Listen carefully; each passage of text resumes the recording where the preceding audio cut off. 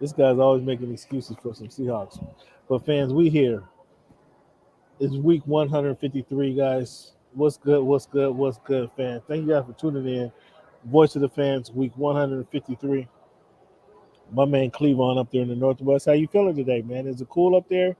I don't see the fan going. I Yeah, don't it's a see little the cooler sweat than beads it's been. going. It's about 25 degrees, I would say, cooler than it's been the last couple episodes of Voice of the Fans. So, much more pleasant. So we're hovering around 70-degree mark, huh? Right about there, yeah. Oh yeah, that is pleasant. All right. Um, thank you guys. Thank you for tuning in, Cleveland. Thank you for holding up and postponing the day with me, man. Had some prearranged scheduling that we had to attend to. So thank you, fans, for also hanging in there with us. This is your man Cam. Got my man Cleveland up in the Northwest. I am in downtown Los Angeles right now.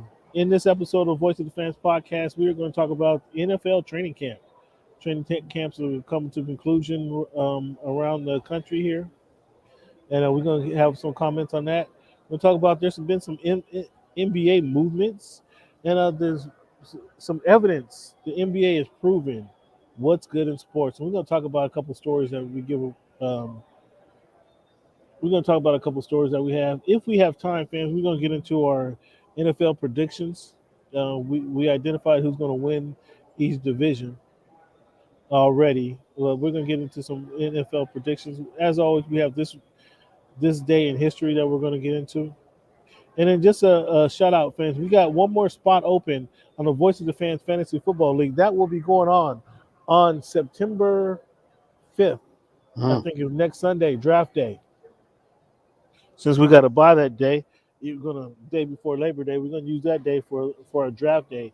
So one more spot open for the Voice of the Fans Fantasy Football League. Guys, all this league is geared towards smashing Cleveland and his team. What's the name of your team? Young Sam Rothstein. Yeah, they get smashed. And so this whole league is geared to smashing Cleveland and his team and showing that the author doesn't know what about fantasy football like he believes he knows about fantasy football.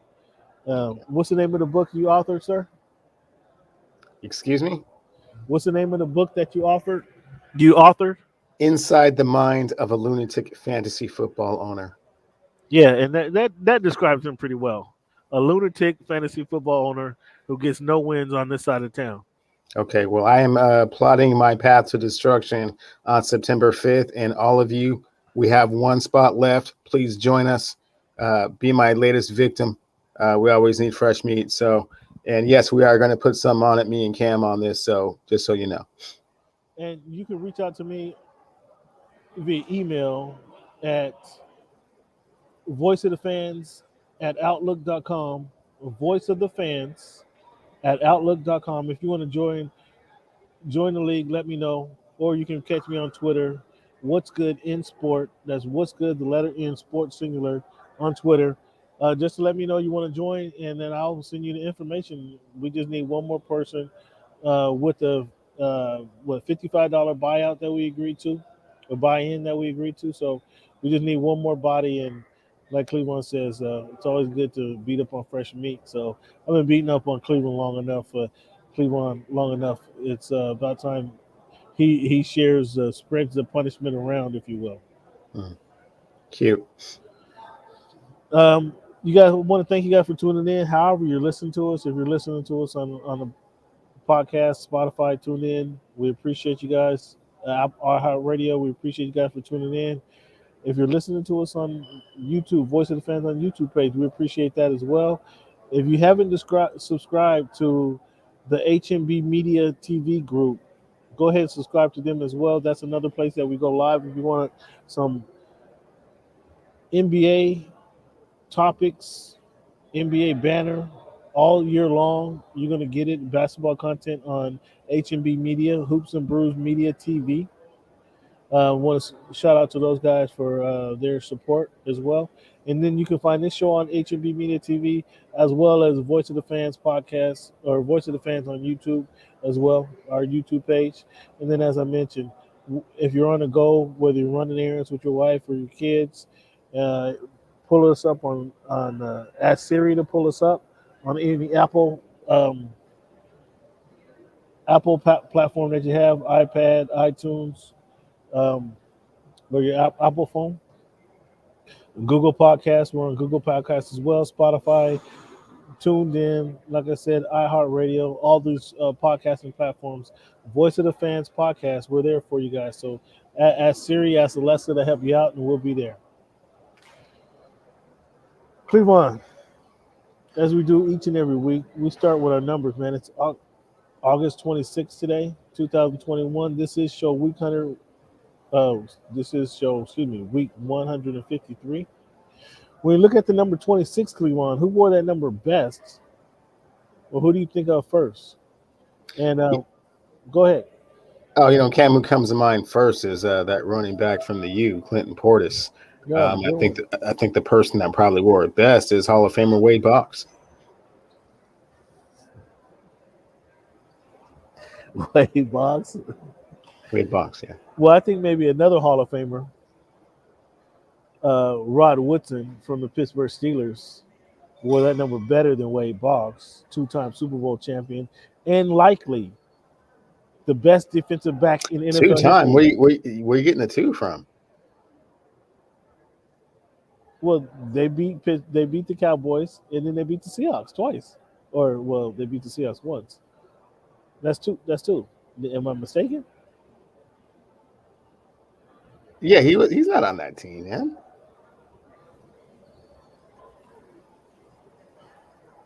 Well, what are you talking about, man? Isn't he to Baltimore by then? I think he just has the one Super Bowl. Yeah, did he win with Baltimore? In fact, was he part of that 2000? I think that's the only one he has, bro. I think he kind of dripped in eras a little bit with the other one. Here you go, banging on Rod Woodson. You always trying to bang on Rod, the best cornerback in the NFL, in the history of the NFL, actually. Well, that's actually Deion Sanders, but Hall of Famer, Levitron Pro Bowler.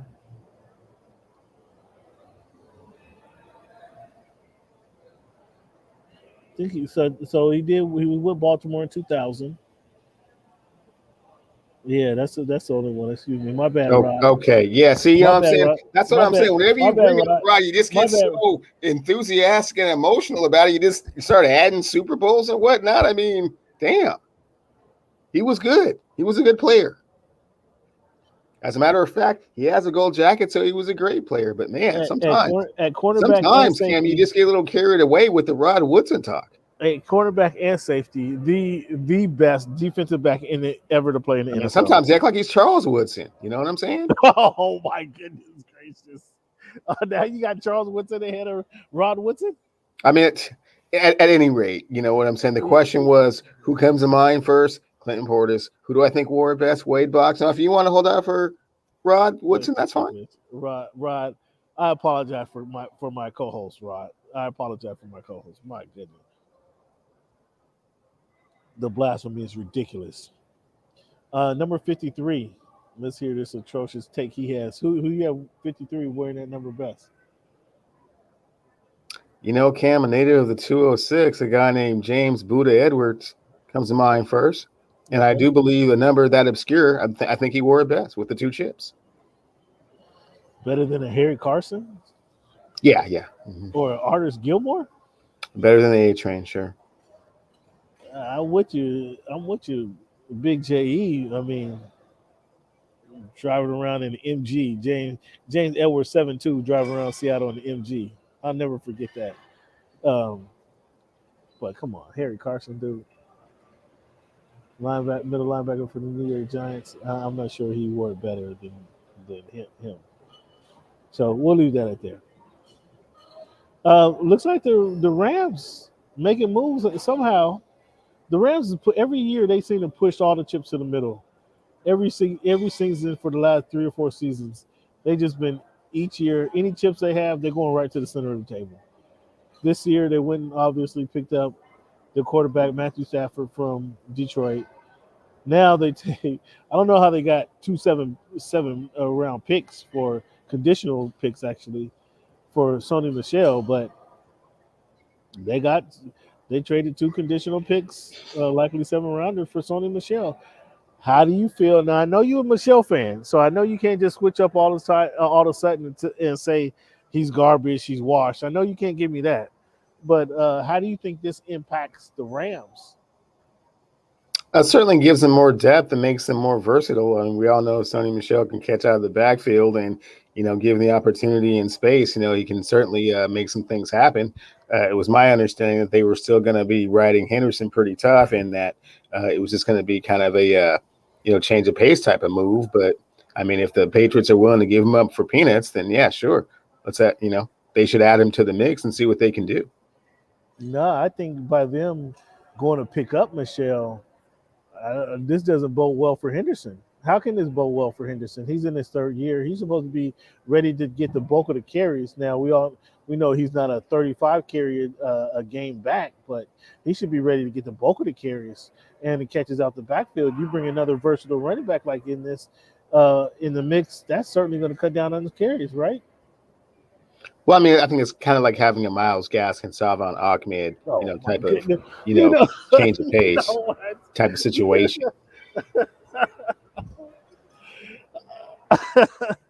What did that have to do with anything? I don't know. I'm just giving you an example of the type of, versatility it gives you to have 2 very, capable running backs in your backfield at any given time. You can just go one direction or the other. The defense never really knows what's coming. That's what they're trying to establish over there in Los Angeles. We'll see if they accomplish that. But, I see where they were going with that. I see the logic behind the move. Mm-hmm. If Sony Michel was in Miami, he'd be the best running back on the team. Yes, immediately. As soon as you put on the number 21 jersey, he'd be the best running back on the team. And you ought to quit. It's extremely disrespectful to the running backfield of the Miami Dolphins at present. Because these guys went to the University of Washington, all of a sudden you want to give them inflated love all of a sudden, as if you were spent any time down in Montlake. So did they combined for over 1,000 yards last season, correct? The NFL season is 16 games. So if you give me, they combined for over 1,000 yards last year. If you give me barely 100 yards rushing a game, I mean, what is that? So then yes, they combined for over 1,000 yards. Okay, that's all I wanted to hear. That's not even 100 yards rushing a game. That's all I wanted to hear. That's not even 100 yards rushing a game.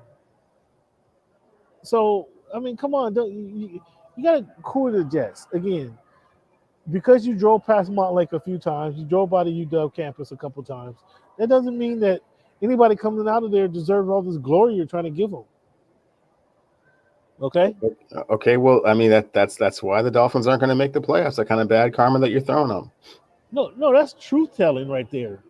That's truth telling. And if you want to continue to talk about my Dolphins, I'll continue to talk about how they passed up on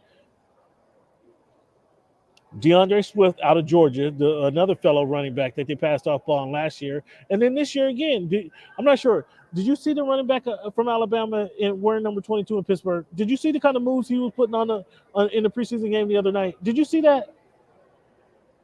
Okay, well, they were content at what they had at running back, and they felt they needed to upgrade at a different position. Did you happen to see the kind of moves he was putting on the field in this preseason game? Did you happen to see that? I mean, I did catch a glimpse. Oh, yeah, that's all you needed was a glimpse. That's all I needed was a glimpse. And to tell me exactly, that's a guy that the Miami Dolphins should not have traded on, especially if they want to help this young quarterback who's this injury-prone quarterback that they have, since you want to bring him up. The NFL is now with 93% of their players being vaccinated. The NFL is proposing a weekly test for players. What do you thought about that? Is that a little overkill? No, I like it, Cam. I mean, an outbreak, could have, dramatic, circumstances, You're very right. They definitely need to take, preventative measures with regards to protecting the game. Yeah.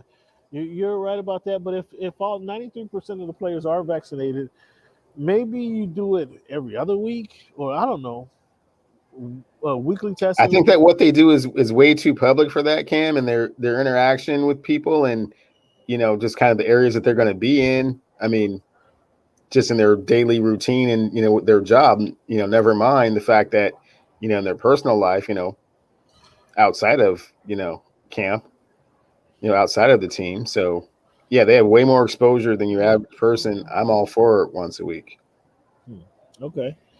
What do you think about Dak? Are you for Dak playing any time in the preseason?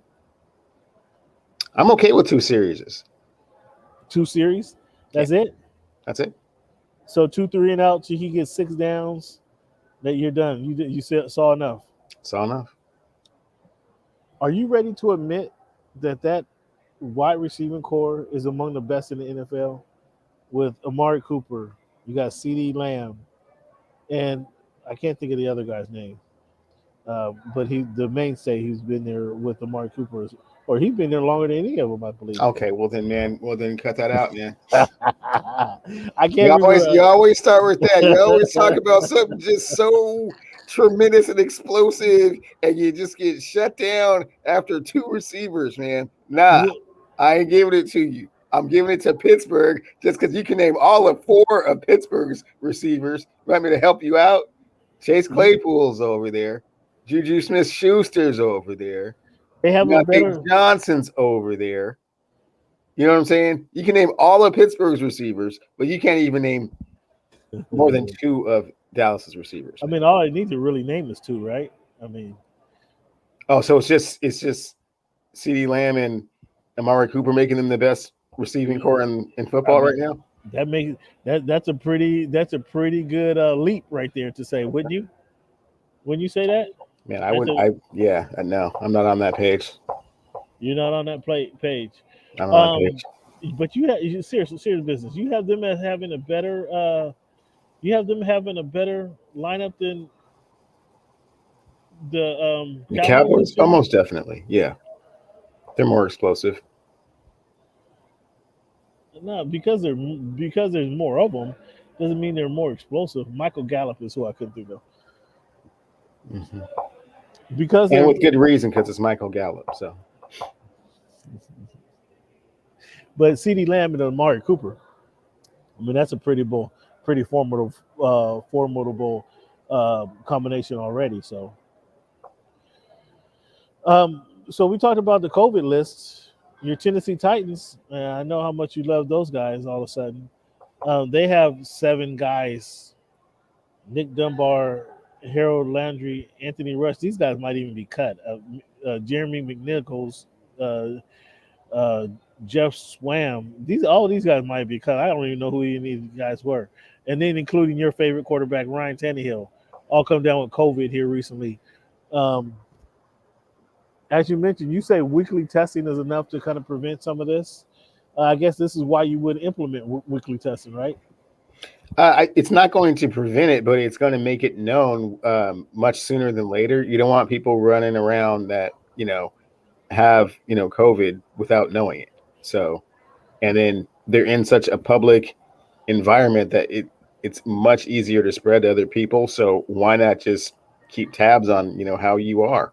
You're part of the NFL. I think, that's, enough of a responsibility that you should almost feel obligated to do that just to, just so that you're not, I don't want to say contaminating, but I mean, you're not infecting the rest of the league unknowingly.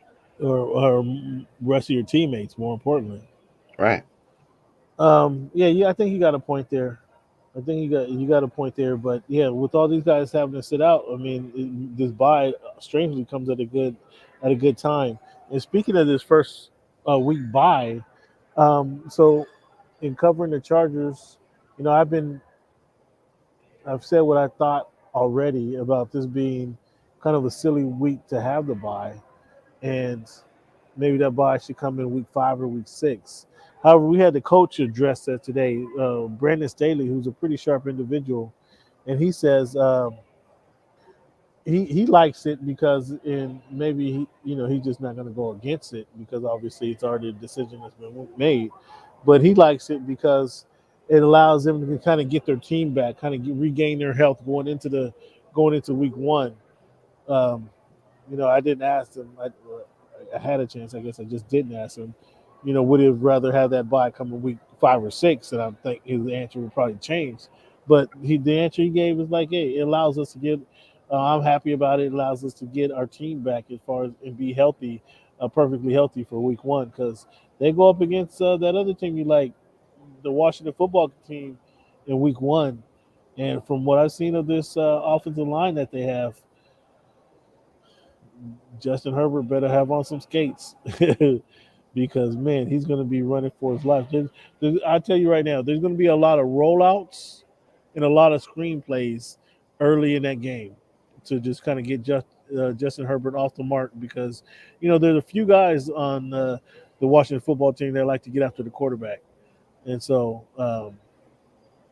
yeah, they're going to have a tough matchup come week 1. Um, so, what's your thoughts about Staley's response to having that bye week 1?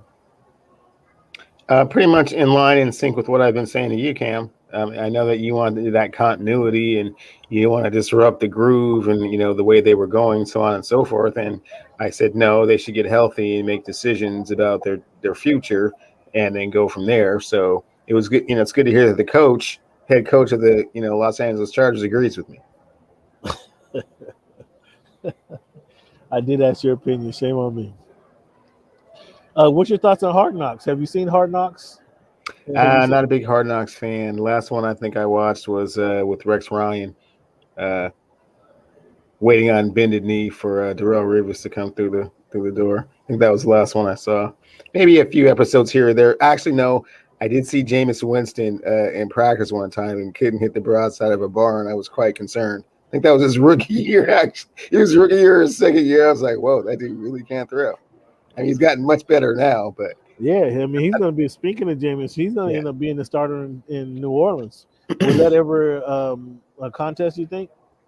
Oh, for sure. I think that Taysom Hill probably had the nod going in. Let us not forget that dude threw 30 interceptions before he came to New Orleans. So yeah, but he when you say he threw 30 interceptions, he also threw 30 TTs too. Yeah, but he threw 30 interceptions, Cameron. I mean, well, that was no. There's no excuses or explanations for throwing 30 interceptions. Well, and just going Nah, off. man, I don't want to hear your story, man. Going off of what he said, I mean, I don't know if you heard the conversation about him talking what he's learned from Drew Brees, and he simply put, Drew Brees taught him that you don't have to be Batman in every play. Sometimes you don't have to be Superman on every play. Sometimes it's okay to be Clark Kent and check it down and save your play, save it for next time. So that's great that he finally learned that after sitting behind the great Drew Brees. After all that other 5 years that he wasted in Tampa Bay, was Drew Brees the first person to tell him that? I'm pretty sure he wasn't, but maybe he just listened more when it came out of Drew's mouth. When you hear it from your peers, it's a little different from when you heard it from the teachers. Oh, okay. Well, I guess again, maybe just finally he had gotten to the end of the road after throwing those 30 interceptions and maybe was a little bit more receptive to trying something new. Exactly right. But then you learn from a Hall of Famer. I mean, come on, he was trying to do it all on his own, coming fresh out of college. And who was teaching him there in Tampa? He had plenty of coaches, man, that knew better than what he was doing, and certainly wasn't encouraging the 30 interceptions. I mean, come on now. Right. The Panthers, they trade Denzel Perryman to the Raiders. What did that mean to you? Anything? I'm not really. Denzel's a little long in the tooth. Glad he's getting a chance to continue with his career. And, obviously when you do moves like that, again, like we were talking about, it's a little early in the cutting stage of training camp. So they know something. The Raiders are now able to be run on. I'll put it like that. If you count on Denzel to be there, I mean, Denzel could plug the hole 5-6 years ago, right? But he's not able to plug the hole today, or wasn't able to do it last year for the Chargers, and I wouldn't expect much from do it this year. But he is going back with Gus Bradley, who kind of knows his pain points, and maybe he can keep him safe a little bit. Any recognizable cuts? There's a few recognizable cuts that was made that I recognize. Next week, obviously, would be the big cut down date as the teams go from 80 to 53. But the Chiefs cutting Taco Charlton, who lineman out of Michigan, came out probably a year early and got drafted in the first round by the Cowboys, is now within 3 to 4 years out of the cut by the Chiefs. The Buccaneers that we talked about earlier, they Tremaine Pope, who's been bounced around the NFL. Good story with his, excuse me, kind of a enduring story about Tremaine Pope is after college, he wasn't expecting to go to the NFL, and he went to work at the sewing factory down, I think it's Alabama, one of those cities down south, and at the sewing factory with his mom. And he didn't show up for work one day, and his mom was calling to try to figure out. And he told her, he made a football team. Somebody signed him on their football team. Um, he spent a minute. He had a hot couple of Starbucks up there in Seattle before ending up with the Chargers here a couple of years ago. But he's bounced around the league.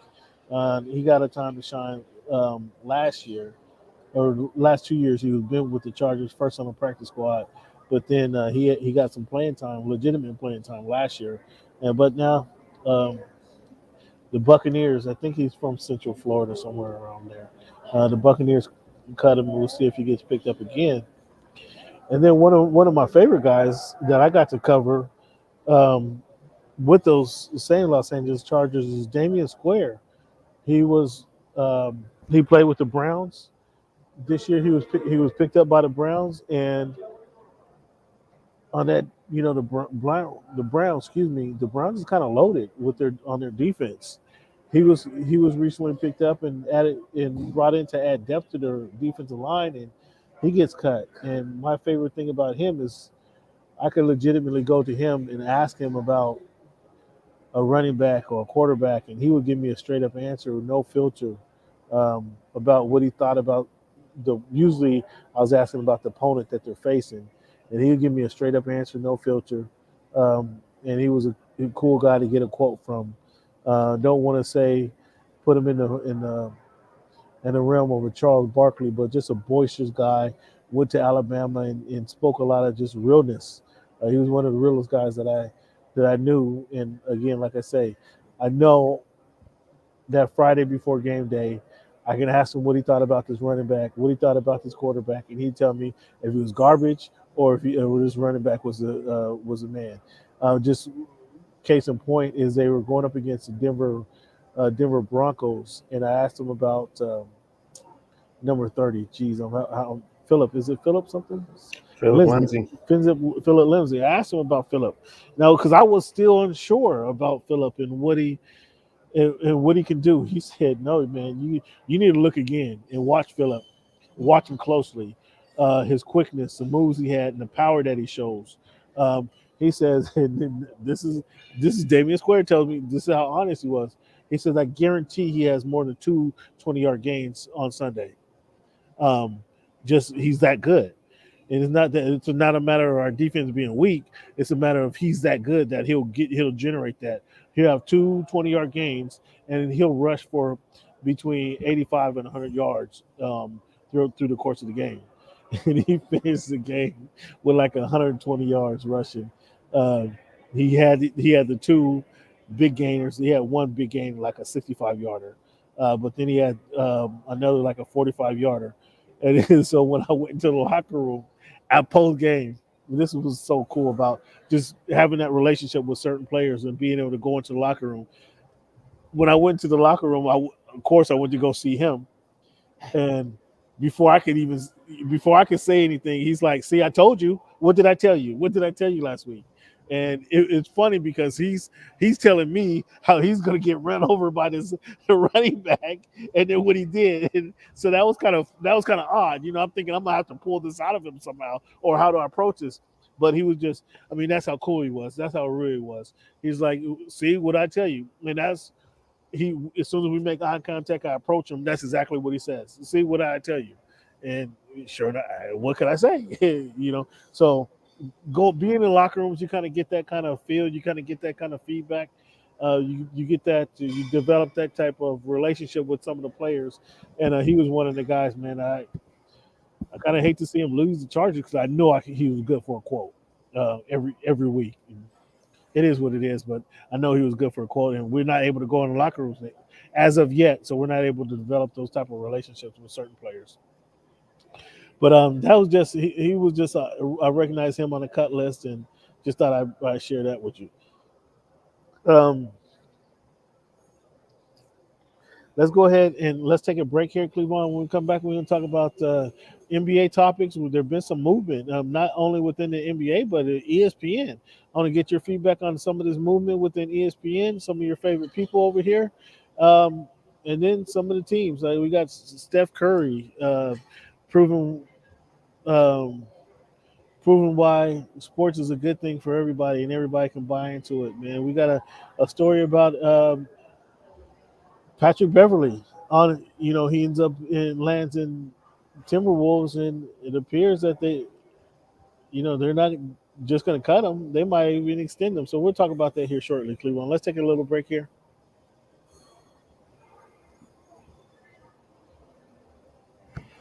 Since we got an extra week, man, next week we can get into our predictions, our playoff predictions. It's going to be a slow week, I would predict. So we'll get to our predictions next week.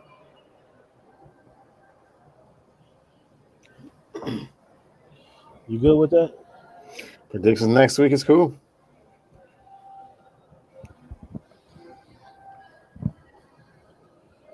And then also remind me that we're going to have to do our circle back. We're going to update the fans on our circle back list. So all these bets we made over the summer, Oh yeah. we're going to have to And do as a circle matter back. of fact, if we can get a big whiteboard, I'll chip in, get a big whiteboard and write it down, or big flashcards so that we can show them every time.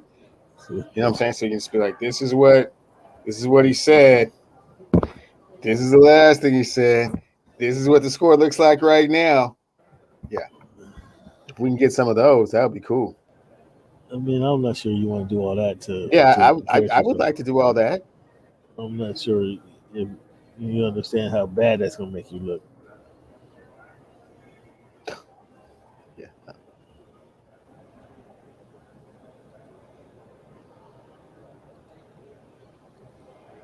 Yeah, I mean, can we share screens on this app or? I'm going to have to figure that out. But we can add something like to what you're talking about, and maybe I can, because I got the sticky notes. Maybe we could just show that. I'm not to figure that out though. Oh no, we gotta make it more. We gotta feature it, man. Itemize it, handicap it. Yeah. You want this to be a part of the show where we follow up on this. Oh, for sure. Yeah, for sure. Hey, that's totally up to you, man. That's totally up to you. We got it. We can do that. All right, big guy. Let's do this here in about 10 seconds. 12, 11.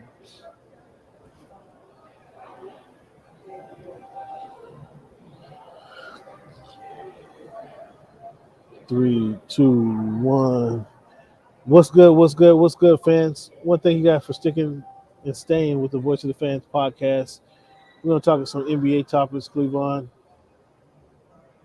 As of today, Cleveland, as of yesterday, Rachel Nichols is out at ESPN.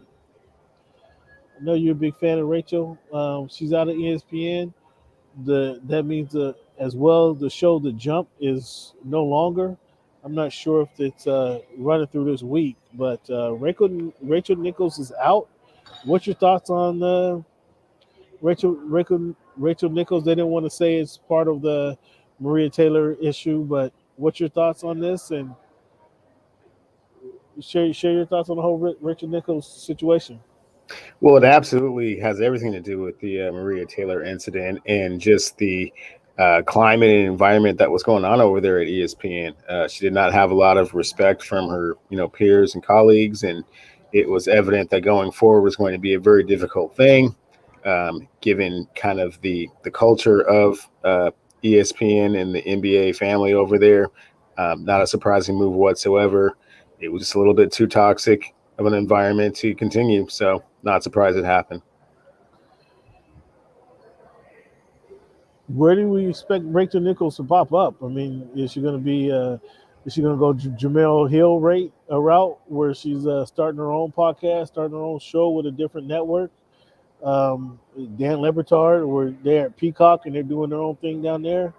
Well, I mean, I think it's funny. I mean, I'm not quite sure exactly what demographic she's looking to carry. I mean, I'm sure conservatives would have no problem with, supporting a lot of what it is that she does. I guess she would just have to ask herself, in her true heart, is she, trying to, appeal to that crowd. I mean, I'm not quite sure exactly what her next move is going to be or what would be best.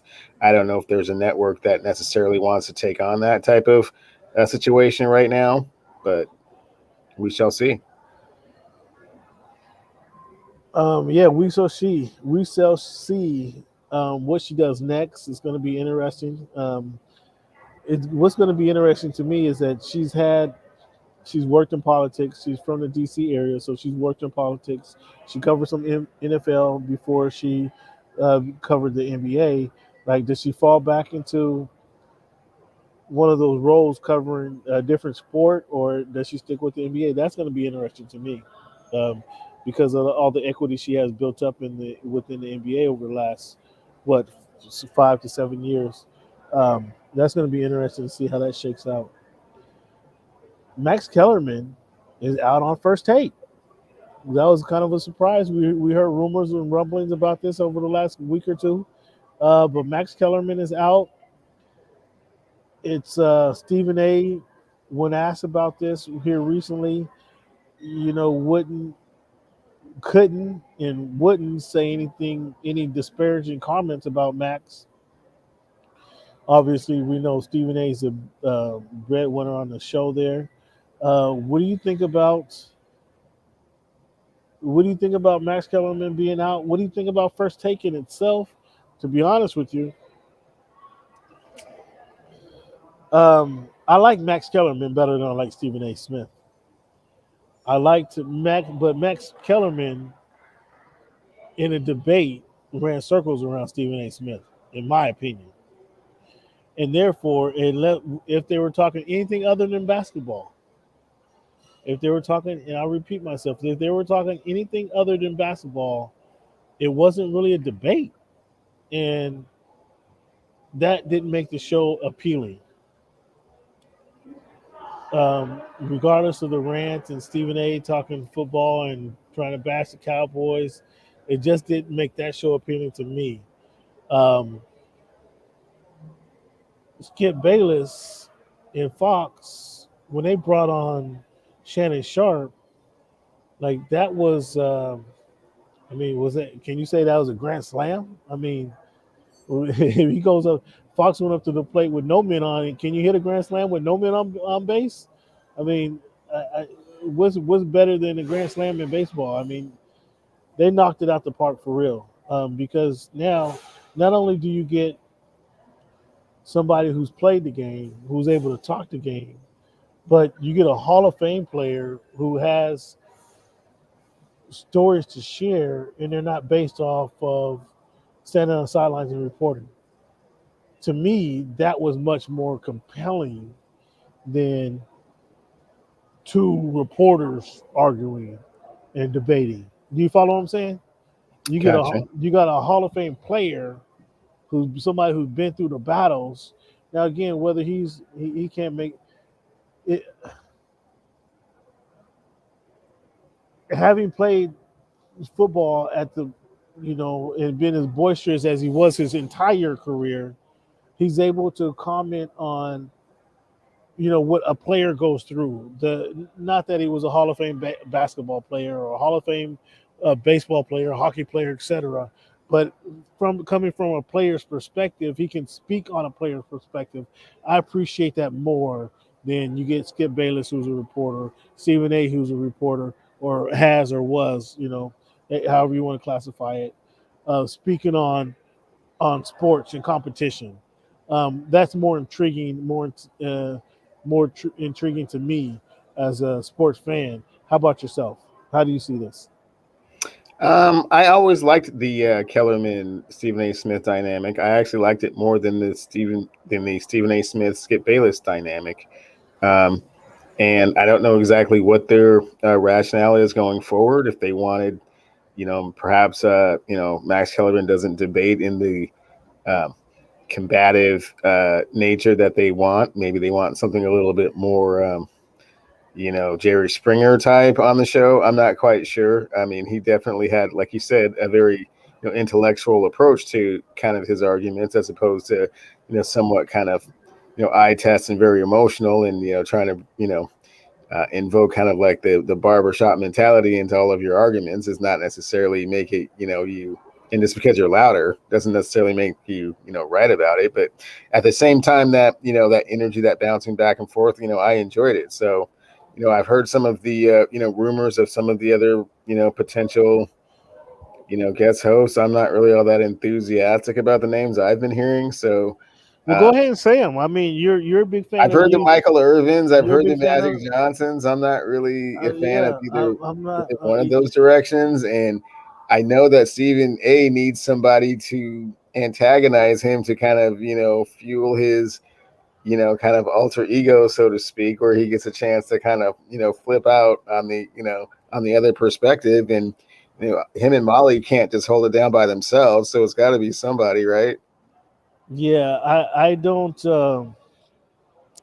I'm with you. I don't like the Michael Irvin. Um, and dare I say this, but Michael Irvin is going to be limited in the conversation.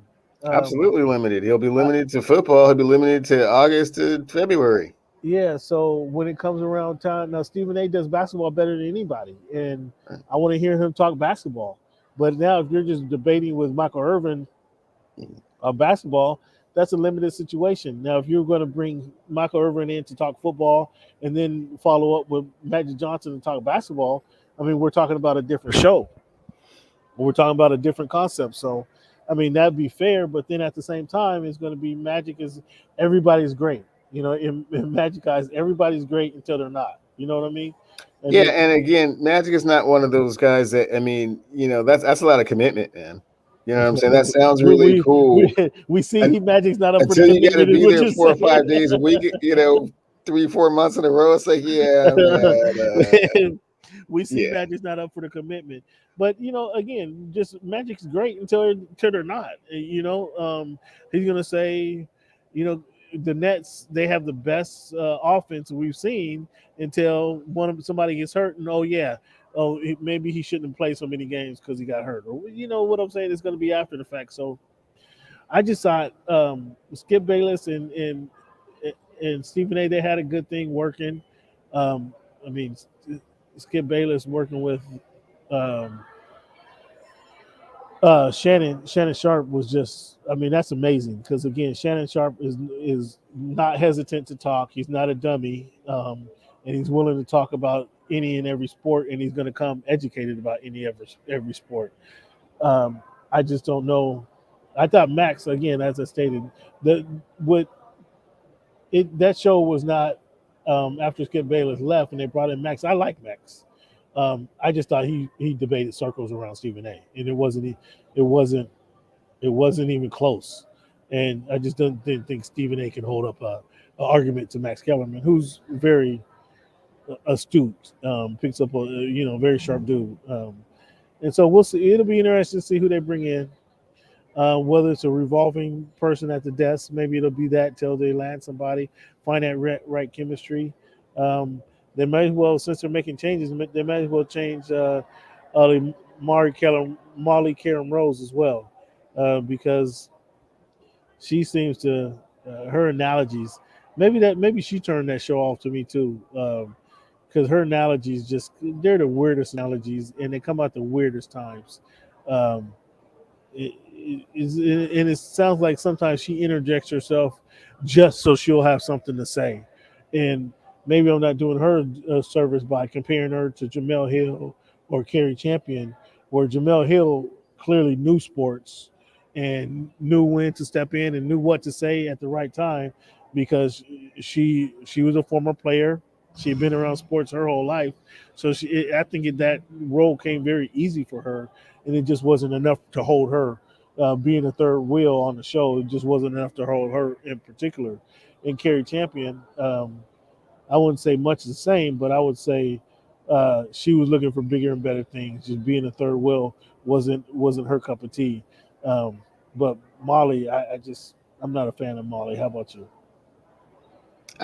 She plays her part. I think she plays her part, pretty well, and tries to be kind of the referee, kind of the voice of reason, so to speak. And that's just kind of how I see it. Her participation and interjection into the show. So not as big a component as you're giving it. So No, I mean I did. I mean, easy look at, I guess, but I just didn't think she added. And I could be doing a disservice by comparing her to who was in that chair before, Jamel Hills and the Kerry Champions. Molly just isn't there as far. Although she covered NFL, I don't remember her on the NFL Network, but apparently she covered the NFL for a few years before she joined the show. I don't know. It'll be interesting to see how they target and how that how Stephen A. will work with that specific individual. So we'll see what those changes bring there at ESPN. Um, the Hawks and your coach Nate McMillan, he brings in your former Laker, former Nugget, and former Hawk Nick the Quick Van Exel. Do you think that? How do you think that's going to help Trey Young, your guy, Ice Trey? Does that can you count for a couple wins uh, with Nick Van Exel joining the coaching squad? can think of a better mentor, man. Couldn't think of a better one. Already had the herky jerky step back game. Well, One of the godfathers, one of the Ice. godfathers of the herky jerky step back game. You know how I feel about the Quickster, man. Yeah. It's not So like him Nick being had a able to drop mentor down jumper though. an Knock ice down tray, jumper. I mean, yeah. I mean, it's a match made in heaven, Cam. Oh my goodness! You should be concerned for your Brooklyn Nets. Is what you should be. You Because of know, Atlanta Hawks. let Nick the Quick get in Trey Young's ear. I mean, might be what Angelo Dundee was to Sugar Ray Leonard and Muhammad Ali. Oh boy, get out of here! Settle down. Now you got him being Muhammad Ali. No, I said Angelo Dundee, giving him that type of training to take him to that next level. Might take him to the next level like that. Stop it! You don't believe that yourself. You don't believe that yourself. Like Kevin McHale teaching Kevin Garnett. So does that mean the Hawks from 6th seed to 5th seed maybe? I mean, we'll see. Because you don't want to make predictions, huh? There we go again. You want to talk a lot of stuff but makes no predictions. We'll see how it works. We'll see what happens to it. I'm not sure. I mean, he played with Nick. He played for Nate McMillan, so he's already with a point guard to help make him better. So I don't know if Nick comes in there and teaches him more than Nate McMillan had, but we'll see. We'll see. Yeah, way more jumper than Nate ever had. Yeah. But nothing to the I mean, he doesn't need help on his jumper, clearly, right? I mean, better handles. I mean, yeah, right. So Nate can only take him so far. That's what I'm saying. I mean, it's not like he can teach him how to shoot. It's not like he can teach him how to just killer crossover off the dribble and just leave cats shook. I mean, Nate took him as far as he could. As a point guard to point guard kind of conversation, but he just needed a little bit more dynamic is all. This doesn't get him past the 5th seed. This doesn't get him past the 5th seed in the East. Okay, We'll see. Nets, Sixers, Bucks, Heat, Boston. That's 5 teams right there. They're going to be competing with Boston for that 5th seed right there. That's where they are. Okay. Did I Nets, Sixers? Yeah. They're going to be competing right there. The T Wolves. T Wolves sound excited to give Patrick Beverly, add some feistiness, some competitiveness to their team. If Jimmy Butler wanted out of Minnesota, how long before Patrick Beverly asking out of Minnesota? You get half a season. This is a much different coach. I mean, that was Jimmy Butler and Tibbs, kind of leading the proceedings. So, this coach is probably going to be a little bit softer. Let us not forget it is Karl Anthony Towns and D'Angelo Russell up there. So yeah, the tone's going to have to be a little bit different. This is not Paul George, Kawhi Leonard. Montrezl Harrell type of locker room. You know what I'm What does saying? that mean? I'm not sure what are you saying? It means that Patrick Beverley is going to have to reinvent himself to a certain extent. That gruff exterior is not going to go over. I mean, yelling at those guys, we've already seen, like you've said, is not going to be tolerated. So, You think Patrick Beverly is going to reinvent himself? yeah, he's going to have to. He's going to have a softer tone. You think? Yeah, softer hand. Yeah. Good chance of that happening. Well, then he won't be there for long. Yeah, fat chance of Yeah. Well, He's nowhere near as good as Jimmy Butler, and Jimmy Butler wasn't there for long. So, right. I don't think I see any not mature, and mature is not the proper word I want to use, Patrick. I don't see any evolution in that, talking about reinventing himself. okay, well, I disagree. I mean, I think Patrick Beverley's been around the block a few times now, and I think he understands his basketball mortality, and I think he understands the type of money that he's making right now. And sometimes you just have to do what's best for the future, and that in this case would be reinventing himself to kind of fit in with the Karl Anthony Towns, D'Angelo Russells of the world. So if you're talking about fitting in with, dare I say this, using this only for an example, only as an example, if we're talking about fitting in with the veteran laden, and I use that word veteran pretty heavily in this conversation, the veteran laden Laker team, where he's among guys his age or older. I think I can see the reinvention that you're speaking of. But when he's going to a team that's much younger and doesn't have that, and they miss that dog, they miss that feistiness, they miss that tenacity. But Cam, they don't miss it. See him. They don't miss it. They don't have it. They never had it. No, they did have it. They had it in Jimmy. They had it in Jimmy Butler. They don't miss it.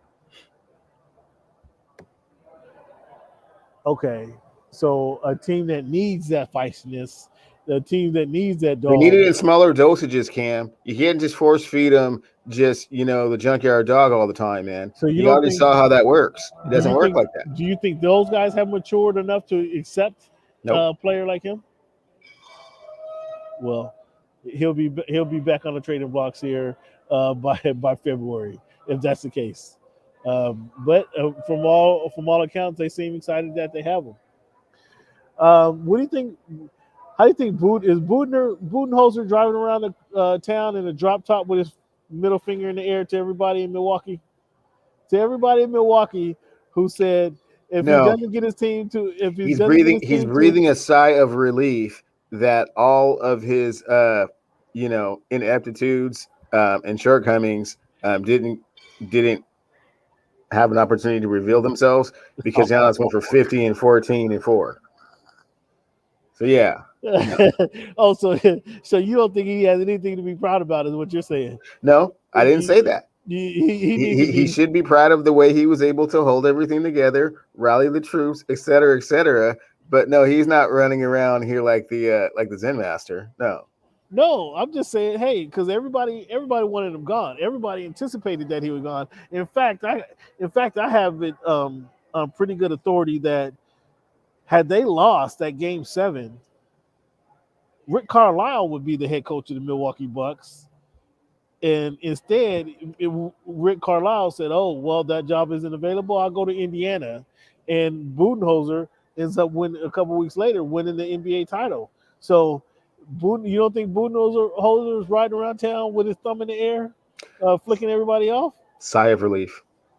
Sigh of relief, huh? Sigh of relief. This be his only time to do that, because they had everybody. If I had him and I'm in LA, had him losing his job. And amongst the many reports that I heard in Milwaukee, that must have been the common theme, that he'd been out there if they didn't win a championship. And lo and behold, they win a championship. So he gets on, kind of like Rick Carlisle won a championship in 2011, kept his job for another 10 years, right? Yes. Do you think Budenholzer is going to be head coach in Milwaukee until 2031? Because come on, Cam. That's far too long into the future to be projecting and prognosticating at this point. I guess my answer would be no. It's very difficult to hold on to your job for 10 years. Let me ask you a question. Is Jeez, Nick Nurse, is he still the coach of Toronto? At present, yes. Did you hear any conversation of Nick Nurse being ousted in Toronto Oh, after that seat's getting warm. That seat's after starting to their bubble. business season? You think so? Yeah, That seat's about to bubble, and when you had a whole starting to bubble a little bit. And I hear him and Pascal don't get along that great, so well, that's not a good thing. Pascal's already on the blocks. They're already about to trade Pascal, so he Okay. won't have him. He won't have him to deal with. But after all this time, you think Nick Nick Nurse, after he won the championship, you think Nick Nurse is out of there? I think he's on the hot seat. Wow, I don't think so. I don't think so. I think he spent a week. He spent a season all of last year. Obviously, the bubble year was kind of just a mess up year for everybody, right? But all of last year, that team was not even playing in their home arena. That's true.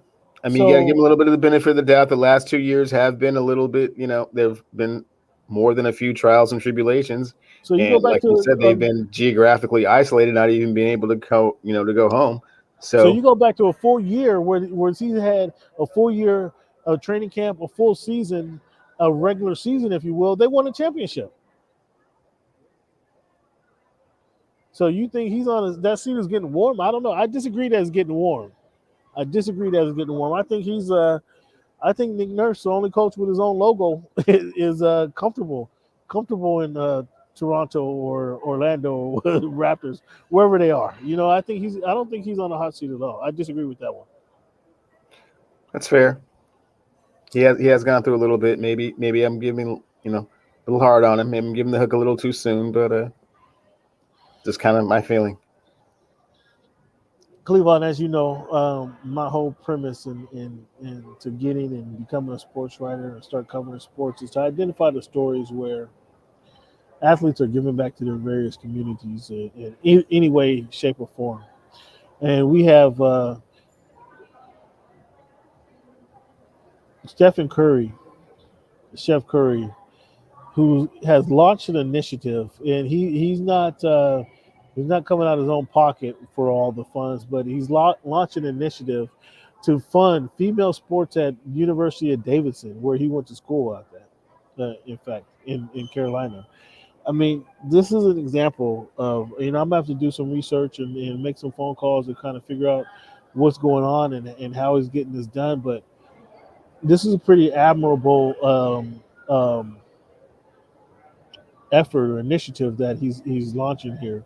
What do you think about Steph Curry? And he's already contributed a bunch of money for one of the golf HBCU golf teams, and now he's going to turn around and trying to help get funding for the female sports at Davidson. What do you think about this? What do you think this says about him, and what do you think this says about the environment and what sports can end up doing for um, people in general? Cam, I applaud his philanthropic efforts over the last couple of years. He's definitely become one of the people that is synonymous with these type of donations, these type of commitments to kind of helping, whether it be social justice issues or just anyone in general. I think it's great to see. It's another example of someone using their platform for good, um, and really taking things to the next level, and understanding that they can do things and open doors that other people can't and are willing to do so, and are very generous with their time and their money, and their contributions and helping other people. So um, glad to see it. Hope that there are others that kind of follow in his footsteps. Yeah, I think it's a great sign of like I say, what sports can do. As you mentioned, he's done this. This isn't the first time he's opened up his heart and created some initiative. He does have initiative back in the Bay Area where he and his wife are uh, feed the homeless in the Bay Area. He actually has a fundraiser to drive to increase funds for kids to get their school supplies at the beginning of the school year back in the Bay Area as well. So this is in his first foray down this avenue, But I just thought this was here so worthy to talk about how um, he's given his name, lending his name to the efforts to fund female sports at Davidson. Obviously, that helps the school, that helps the females that are playing these sports. I think it's just an overall good gesture. And I'm gonna dig into this story. I'm gonna dig into the story in the future, and hopefully, I can present something to you all in a matter of time, at least before the season starts, on what Curry's doing and how he's gonna make this happen. So I think it's a salute to him. Take off my hat to him and his efforts. Also, the National Basketball Association Players Association um, has taken it upon himself to renovate Greg Marius Court at Holcomb Rucker Park in Harlem, New York. So the NFL NBA PA is making it their job and their agenda to renovate this Rucker Park. Renovations will, I think, they'll begin in next week actually, and they'll last. Hope the park hopes to be completed by October, if my memory serves me correctly. So that's pretty another park, a historical park, and obviously dress them up with new bleachers, new backboards, new hoops. I mean, that's a pretty good initiative for the NBA PA to kind of take a part of, to renovate the fabulous and famous Rucker Park, Cleveland. What's your thoughts on that? I'm glad it's going through. It's a great initiative. Not quite sure what's taken so long for them to decide that this was a priority or something of interest. But now that they have, it certainly can bring lighted attention to something that we know very well as kind of the mecca of basketball, or one of those places where you always want to go improve it. To that particular demographic, it means more to you. That's why guys like Dr. J, Pee Wee Kirkland, Kevin Durant is even kind of had an opportunity to kind of be that guy there. Kobe Bryant. Don't forget your guy Cole. Yeah. So it's been one of those places, kind of like the Apollo Theater for basketball, if you will. So to see it kind of get the renovation that it deserves, and hopefully more attention and people coming there, I mean, it's nothing but a positive thing, I think. Yeah, it's pretty positive. On a side note, have you been to Apollo Theater? I have not. Apollo Theater is big as your apartment, probably. I was surprised. I was surprised at how small it was. How tiny that stage actually is. I mean, because when you Wow. saw it on TV, the stage first when they come out and rub the stone, right? It seems like they're walking a long way to get to the announcer, right? They take like 2 steps, and before they get to the announcer, and then they go on stage and do the show. It was cool to be there, but the Apollo stage is not um, that big of a place. It's Wow. really not. That is funny to hear. Yeah, it's not that big of a place. But nonetheless, man, fans, we want to do this and get this argument started early. And this is way too early. NBA, what do we call this? What am I calling this? The way too early top I think 10 curveball. supremacy rankings. The way too early NBA top 10 supremacy rankings. Okay. Yeah, way too early. So, and I pulled this from ESPN, and I think it's worth a conversation, because there would be some changes I would make to this list, and then I want to see if you would make the same similar changes. So the way they have it, I'll narrow it down from 10 to 1, is the Clippers. I was surprised that they had them that high, but the Clippers, the Hawks, your Hawks, actually, and just for shits and grins, they have 1, 2, 3, 4. The Hawks have five in Eastern Conference team that had the Hawks at 5. The Clippers, the Hawks, the Heat, The Nuggets, the Sixers, the Utah Jazz, Phoenix Suns, the Los Angeles Lakers, the Milwaukee Bucks, and the New Jersey Nets. Excuse me, Brooklyn Nets. Brooklyn. The changes I would make, I think the Suns are too high at 5. I think the Nuggets are too low at what's that, 7. I would move the Sixers. Me personally, I would have the Sixers after the Suns as the fifth best team in the NBA, and I have the Nuggets behind them at the sixth best team in the NBA. Then I would have the Jazz, the Heat, the Hawks, and again, I think the Clippers. I mean, I guess their 10 isn't bad, but it just seems kind of high for a quietless team. What are your thoughts on here? So I would move the Sixers and Nuggets up, move the Jazz back 2 spots. Essentially, the changes I would make.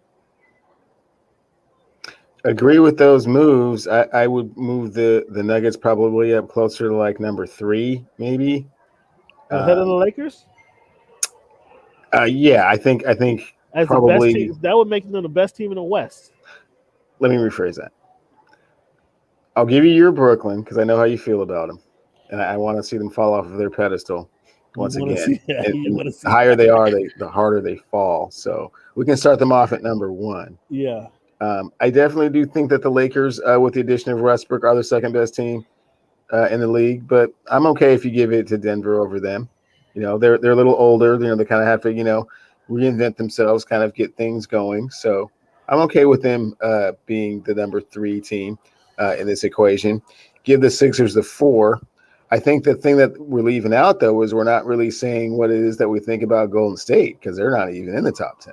So I think that they're probably have a much better chance of being the Clippers at Okay. that 10 spot than they are. And we're also not giving your guy Luka Doncic any credit either. So Well, they didn't do enough to. They I didn't do guess I enough. guess they're saying that they didn't achieve enough to do that. Utah, they didn't show me enough. I still think that they're a superstar away from really turning the corner. They can always kind of be in that conversation of can they get to the Western Conference Finals? Maybe, but once they get there, what are they going to do with it? Absolutely. Yeah. Yeah, they're a good team. The Utah Jazz are a good team, so you can't just drop them out, take them off your top 10 list I think 5's a bit completely. high though. Yeah. Yeah. Again, yeah, I do. I think I have the Nuggets being better than the Utah Jazz, without question. I think the Nuggets are going to be better. I'm not going to say the Nuggets are the best team in the West. I can't even. They finished with the number 1 record last season. No, they were competing with the Suns for the number 1 record. The Suns bringing back Chris Paul. I think kind of last season was I don't want to say an anomaly. That's not what I'm trying to say. I think last season a lot of things fell into place for them and helped them to get to that achievement there. But I Yeah, do every think team is not going to have their superstar go down with injury next year. So right, agreed. Well, that helped them get to the finals, but for all of the season, they were competing with they were among the top in the league all season long. So that impacted the finals run. But they were competing all season long for that second and number 1, 2, or 3 spot in the West. So they're a good team, much like the Jazz. I think they're better than the Jazz. I think the Nuggets will be up there with Jamal Murray coming back. So that'll be interesting to see how that plays out. The Heat, the Hawks. We talked about the Hawks. That hasn't. They'll be competing with number 5, without even going through this earlier. We talked about they'll be competing with number 5 with Boston. Boston would have to be number 11 if they have the Clippers here. But you're right. Golden State is not on this list, and that's likely because Golden State are going to depend on rookies, and it's going to be how do these rookies translate unless they trade them for a big name, which they haven't yet. But how do these rookies translate into W's? How does Clay come back? So they need Clay to come back healthy. They need the rookies to translate their game into W's. And can you count on that? And I think that's why the Golden State Warriors are not on this list initially. So we will revisit this, but this is your way too early NBA power rankings. Again, I told you my modifications per NBC. We have to come up with before as the season gets closer. We'll come up with our prediction for the NBA, like we did last week or last year, our top four, and see how things transpire. Because if I remember correctly, um,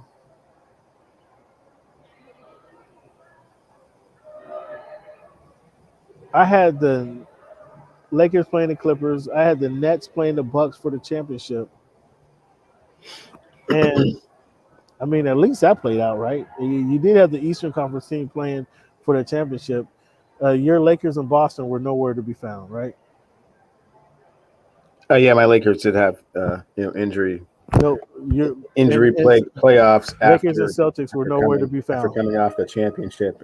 No, nowhere to be found last season. We're talking about 71 days 2020. after the We're talking about championship. 2020. They were nowhere to be found. Right. So thanks, fans, for sticking with us here on the.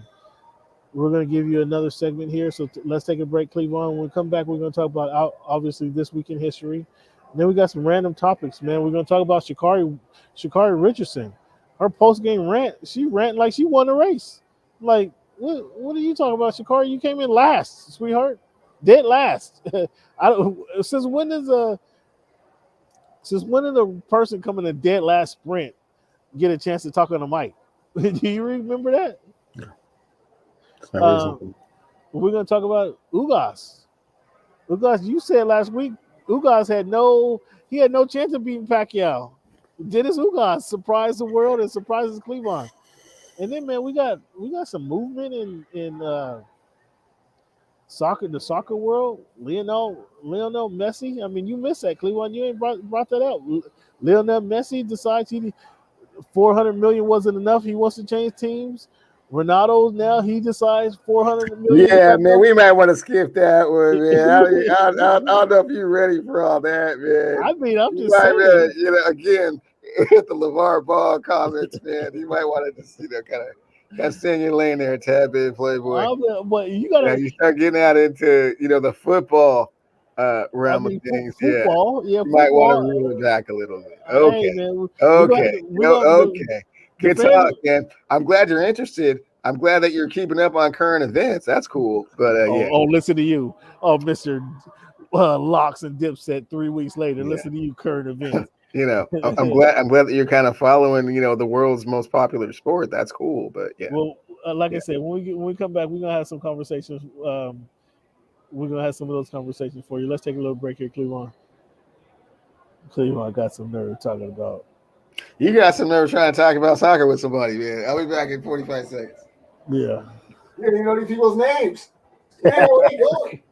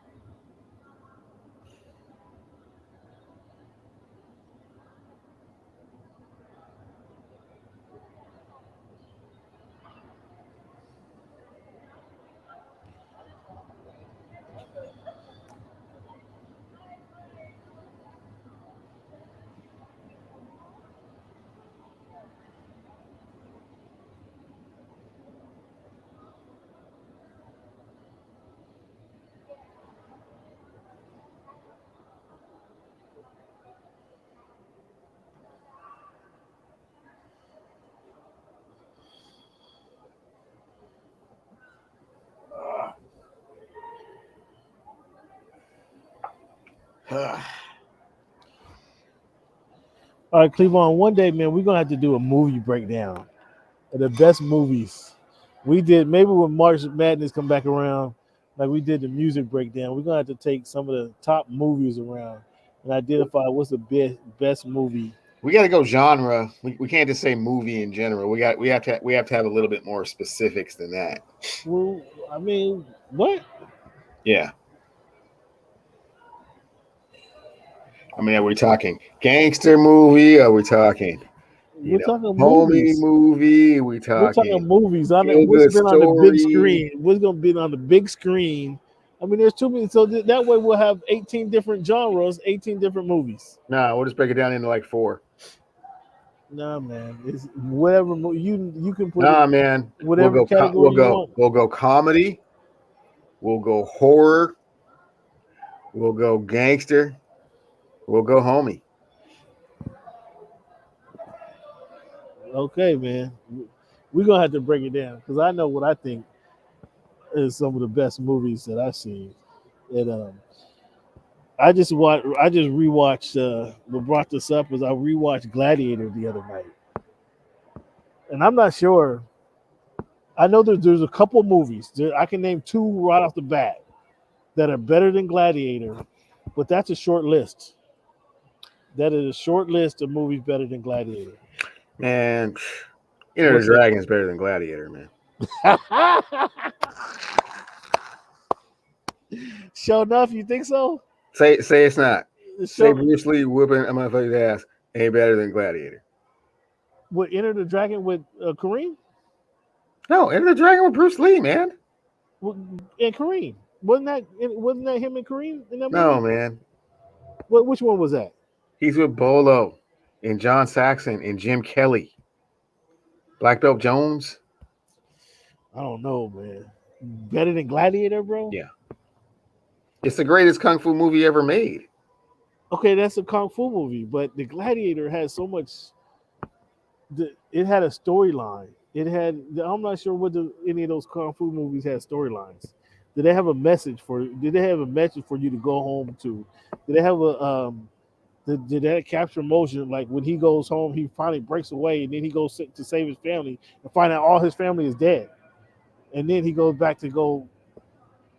He has to go from the bottom. He wants to go kill the king or kill the prince, and instead of going right to the top, he plays a part to get in there and then beat the prince at his own game inside the Colosseum in front of everybody, steal the hearts of all of Rome. And I'm not sure there was a better movie. Again, I got 2 movies. The 2 movies that I would have to bow down to. One's a comedy, and the one's a the gangster movie. That it'd be hard for me to argue that are not better than the Gladiator. But the Gladiator, man, oh my goodness, that movie. I'm off on a tangent. Let me stop that. Thank you guys, fans. Thanks for sticking with us, man. And this week, we always want to give you guys some history lessons, some stuff that happened within this week back years ago. This week in history, man, we talk about National Negro Business League. Started in August 23, 1900, Cleveland. So over 100 years ago, this league started. 1908, August 25, National Association of Colored Nurses was funded in 1908. Cleveland, in 1947, August 26, Don Bankhead became the first black pitcher in the Major League Baseball. Don Bankhead. Have you ever heard his name? Never heard of his name one time. Became the first black pitcher in Major League Baseball. And then Cleveland, do you know what happened August 28, 1963 in Washington, D.C.? March on Washington. Was that the March? So the March of Washington was what is it, culminized with Martin Luther King's "I Have a Dream" speech, right? That was the March on Washington ended right with "I Have a Dream." It just seems like so long ago. Was that 60 years ago? Almost 58 years ago. 1963. Whew. Cleveland, Serena Serena Williams pulls out of the U.S. Open. Will Serena win that elusive major, or they call it major, right? Will she Grand Slam. Grand Slam? Will she win that elusive Grand Slam? She's been very, very close on numerous occasions the last couple of years. Last few years, right? She's been trying to fight for this one, right? I think it would just have to be just the perfect circumstance. If I had to handicap it in being a betting man, I would say probably not. She needs two. She needs one to tie and then two to break it, right? Correct. Yeah, I don't know, man. She's 40 now. You know, Serena could do a lot of things, and probably she could do a lot of things still very well at this age. I don't know if winning a major in tennis is one of them, because I mean, she's been, like you say, she's been close, so close over the last few years. It doesn't get easy at 40, right? After 40, it doesn't get any easier. And Serena's not. I mean, I say this in the most loving possible way. Serena's not a small girl, so she has a little extra to carry around than some of them other girls who's out there playing on the tennis court. You know what I mean? A lot more opportunity for wear and tear on the body over the years, and a lot more opportunity for those injuries to present themselves at inopportune times during the middle of a run at a Grand Slam. Yeah. So she pulls out the U.S. Open. You know, we'll see who wins this one. But I know you, like many boxing fans, you know, I was in the house. We're glued to the pay-per-view watching your Dennis Ugas beat up on Manny Pacquiao. Tell the fans your thoughts on the fight, and will we see Pacquiao again? Didn't see the fight.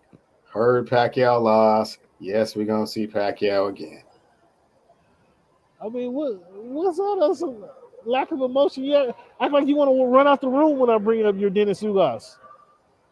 It's not Dennis Ugas. It's just boxing in general, man. I mean, you know, this old man, you know, gets all this publicity. You know, obviously he's not very good anymore.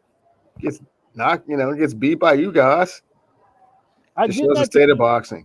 Didn't I tell you Ugas had a chance? Didn't I tell you Ugas was a good fighter? I told you that last week. I should have listened to you, and I did not really factor in the fact that, you know, Manny Pacquiao is 87 years old.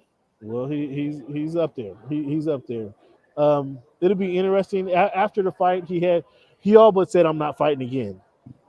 It's funny how we can listen to the same speech and then have a different interpretation. So I was in the front row listening to Manny talk, and when the guy reads from a prepared statement, when he reads it from a prepared statement, I want to thank boxing, and I want to thank the fans, I want to thank the media for bringing attention to this sport. That says goodbye to me. I don't know about you. I don't know what that says to you, but that says goodbye to me. And many people says, "Oh no, it's not goodbye. He just, you know, he was just being gracious in defeat." Dude, the guy is thanking everybody under the sun. That essentially says goodbye. They haven't come with the offer yet. I mean, they just haven't come with an offer that's going to get him back in the gym. It only takes a little over 20 mil. He's right back in there. It only takes 20 mil, huh? A little over 20 mil. He's right back in the gym. So is Euphoria coming up with the 20 mil to get him in? It's not necessarily me, but I mean, you know, who knows what Floyd's doing right now? You know what I'm saying? Who knows what, you know, but, well, actually, I'm sorry. I shouldn't say Crawford, because that might be a little bit too tough of an opponent for Manny right there at this stage of his career. But I mean, there's some other people out there that, you know, may want to, you know, get in the ring with him. It looks like there's going to be a Crawford Porter fight. Great. Here in the works there. Cool. So, that's cool sounding. Yeah. Be in the works. But, you know, let's give Udonis Ugas his credit, coming from Cuba, boxer out of Cuba, man. Last time we saw him, not the last time he fought, in 2019, he beat Sean Porter. He beat him. But they didn't want to give Sean Porter the fight. I oddly enough had Pacquiao went in the first 6 rounds, and Ugas turned it on late. I had Pacquiao winning this fight, but they gave it to Ugas in a unanimous decision. I'm not mad at Ugas for winning the fight. And Pacquiao, like I said, after the fight, he all but gave his farewell speech. So Cleveland, you just gave me that reaction against Manny Pacquiao and Dennis Ugas, or your Dennis and Ugas, excuse me. What's your thoughts on Jake Paul taking on Tyrone Woodley? Again, amateurism that's bled into boxing. Unfortunately, that's the biggest pay-per-view fight that they can make because they will actually fight each other. So that's always a good thing. So it's just kind of become what the circus of boxing has become a little bit disappointing. Oh, he called it the circus of boxing. Okay, well, so you're not rooting for Tyrone Woodley, the ex UFC heavyweight He's champ? supposed to win. He's an actual fighter. He's supposed to win this. If he doesn't, it's just going to be an embarrassment. And that's what I'm getting at. Yeah. You're not expecting him to win, and then Jake Paul just a primetime shit talker, and he plays a role so good. He plays a role so good. Just antagonistic shit talking. Um, they have a bet. Whoever loses have to get their other guy's name tattooed on their body. Um, that's going to be interesting to see who wins that bet. Am I going to that fight? No. There's a lot of my boxing peers covering the game, covering the fights, going yes. Do I want to be there? I'd go if it was down the street from my house. I'm not getting on a plane and spending a couple nights away from home to go watch this fight. But it'll be interesting. I'll probably stream it and see who wins this fight. Cleo, can you tell me the last time a sprinter who came in last place got a chance to talk on the mic? I would have to say it was probably Usain Bolt after pulling a hamstring in his last race. The greatest sprinter of all time. Because typically, that is no reason to give someone an interview coming in last in a sprint. How did Shikari get all of 2.5, 3 minutes on the microphone? And what do you think about her post race rant? It's embarrassing. It's someone that should be embarrassed for themselves. They certainly talked up a good game and had everyone eagerly anticipating what they were going to do. And when you come up miserably short like that, it's hard to really put into words, I'm sure. Yeah, it was pretty crazy. I saw the race. I saw her coming to. Well, if it wasn't last, it was second to last, and the rant afterwards was just like, and a lot of people are applauding her. Oh, keep the same energy. Oh, she talked a lot when she was attacked, and she's going to continue to talk. A lot of people. I was disappointed in these same people for even come on. You come in a sprint. First of all, why did the mic even get to her? And then you can't talk about somebody else talking shit when you just got smoked by 9 other girls. Like it wasn't you didn't come in third on a photo finish. This wasn't you didn't break a set a personal record, and they with the girl in the Olympics set a personal record, and the two in front of them actually broke a world record. Like uh, this wasn't that. You came in either it was either last or second to last. I forget. Forgive me for misspeaking, fans. But she was dusted essentially and talking shit. Like, come on, you gotta. At that time, I'm all for anybody talking and propping up their sport, propping up their game. But when you come in last place, there's no words to be found. Like, there's no words to be had. You need to go pick up your shoes, go to the locker room, and say congratulate the girls and come back next time. But yeah, that was wild. That was an embarrassment. I agree with you. Lionel Messi. left Baltimore and end up in Paris Saint Germain. Any thoughts on that? My thoughts are that I am extremely impressed with you actually knew where Messi came from and where he went. It just goes to show, your worldliness in this the sports arena and how you're, really stretching your tentacles out there and touching some other subjects. So, yeah. Well, the guy who makes 400 million, they're making 400 million a year. You better recognize who the highest paid guy in sports is, and then Ronaldo is not far behind. I think he didn't like the 385 million he was getting um, for Juventus, and he's on his way to Manchester City. What, what's your thought? I mean, these guys. We talk about LeBron making 40 million over here playing in the NBA, or who just signed the big contract in baseball um, Fernando Tatis Jr. for what 250 million. These guys are making $400 and $500 million playing the sport of football. Football. It's a little different over there. Congratulations to those guys, man. They're making moves. I guess whoever the highest bidder is, and I just don't know the team dynamic. If they're team players, if this one guy can change the whole course of the whole squad, that I don't know. But we'll see. We'll see how things shake out for in the future. Cleveland, off topic, man. I just want to ask a legitimate question. Have you heard of the King of Crenshaw, the podcast? Have you heard of that at all? I have not. It's come up on my ESPN dial a couple of times. And the guys are now. I don't want to misspeak. I'm gonna have to listen to the podcast. I don't want to say too much about it because I haven't. King of Crenshaw is in reference to Nipsey Hussle and what he was doing in the Crenshaw district, kind of before he passed, and kind of how he had Slauson and Crenshaw. He had where his store was. The Marathon store was kind of like a strip mall, if you will.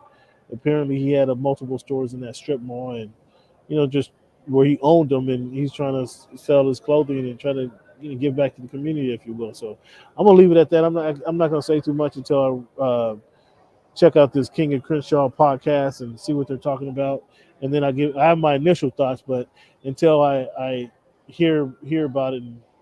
I want to be able to give an educated thought on the King of Crenshaw and what that is. And fans, it's time. It's time for the segment that you guys love to hate. Cleveland, Shohei Ohtani, how did he do this week? Since last we talked, Man, the Baltimore Orioles roughed him up, man. I don't believe he got out of the fifth inning to the worst team in baseball. Oh, the worst team in baseball. Yeah, the worst team in baseball. Did they win? Did Baltimore finally get? They did win. They actually beat the Angels 2 times, back-to-back games. Oh wow! You couldn't wait to talk to us about that, could you? You just happened to ask me the question, Cam. I mean, I usually don't pay that much attention to Shohei Ohtani, but because you were talking him up so tough, it would just kind of hit me kind of strange that wow, I guess he is somewhat human. Can be touched up like anybody else. I believe Notorious B.I.G. had a song about that a few, back in the day, but I won't get into the particulars of that. Who leads the league in home runs? It goes back and forth between Vladimir Guerrero Jr., Fernando Tatis. Sometimes Shohei's up there. Oh, sometimes Shohei's up there. Mm-hmm. I think Shohei is the leader if you want to be wise about it. So we're gonna do what we do every week, fans. We're gonna give Cleveland 90 seconds to talk about the Portland Mariners. Go ahead, 90. Go ahead. Seattle Mariners just beat the team in front of them in the wild card chase in a 2-game series. Swept them. Have won 4 of their last 5. They're 12 games over 500. They're getting the Rookie of the Year from last year back in a few weeks to add to that very potent offense and that very potent outfield. Pitching is doing fantastic. The schedule is lightening up for them. They got 4 games with the Royals. By the end of these 4 games, going into their series with the Boston Red Sox, they may very well be in the playoffs. Cam, and we'll be talking about a playoff team as opposed to just the Mariners that you want to send down to Portland. They could very well be in the playoffs by that time. I mean, that'll make that ticket even more enticing to sell into Portland, right? No, they're not going to Portland, Cam. They're going to stay right here. They're building a foundation. Sometimes they hit some rough patches, and they make some very unpopular decisions. Front office wise, but right now you got to ride with them.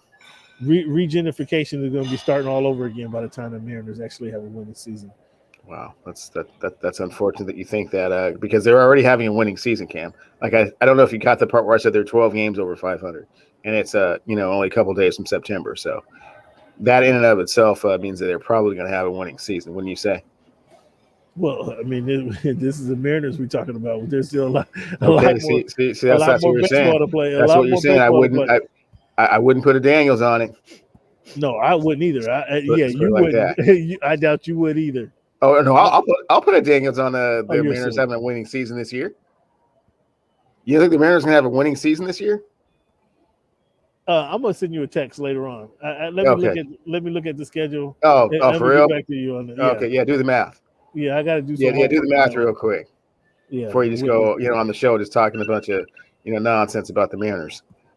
Time is up. We done heard enough about you and your sorry Seattle Mariners. I think I'm gonna give the over under 3 years before they're in Portland. Over under 3 years. What say you? Okay. Over under 3 years before they're in Portland. What say you? Yeah, I'm gonna take the over, Cam. Thanks for asking. Thank you guys, fans, for hanging with us. I'm gonna give you a quote before we get out of here. Champions keep playing until they get it right. Champions keep playing until they get it right. So, with that being said, maybe the Mariners will be champions one day because they're just gonna keep on playing, right? Maybe they're going to keep playing.